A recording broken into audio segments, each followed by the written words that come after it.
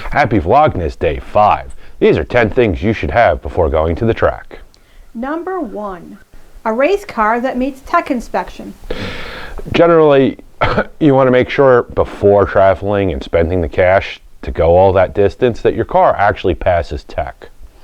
Number 2 is a trailer. Trailers are pretty good because of the fact that generally if you break something, and you will break something because generally you're pushing your way farther than it was ever designed to go, and when it does, you have some way to get it back home.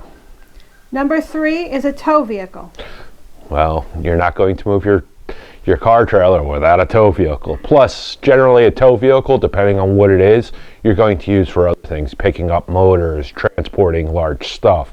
Because if you stick that stuff in the back of your wife's car, it's not going to go well. Number 4, a helmet and safety equipment. Safety equipment is very important. Most sanctioning bodies will not let you race without certain safety equipment. It also has a date that it expires. Make sure that before you go to the track, that stuff is all taken care of and all in date. Number 5 is fuel, or do you just bring money and buy it at the track? It varies on the fuel you're using. Usually if you buy track fuel, it tends to be very expensive. But in some areas, it's hard to find independent dealers that carry the fuel you need.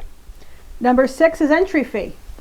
Entry fees are just like they sound. You pay to get in. You also generally have to pay for your tech card. Number 7, food or drinks or money for them. Once again, going back to a lot of the other things, track food is sometimes pretty good, but it is expensive because they know they have a captured audience. Number 8, shade. Shade is important because depending on your area, sometimes in the middle of the day it gets really hot. You have the sun blaring down on you for hours. Number 9, tuning equipment and tools. Tuning equipment is important. It depends on your setup. Some cars don't need much tuning equipment. Some cars you still need timing lights and ways to adjust the carburetor, jets, that kind of thing.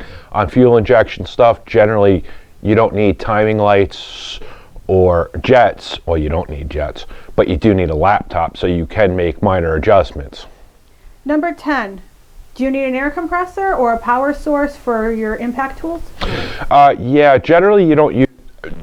Most people have gone away from using power tool or impact guns and air power tools at the track, but you still need air compressors and good tire gauges so you can inflate and deflate your tires, because as they get once they get hot, they're at the optimal setting. Do you need to bring a power source for that, like a generator, or do they provide it? Most tracks don't provide it. Some tracks actually do, and you pay for the use of it.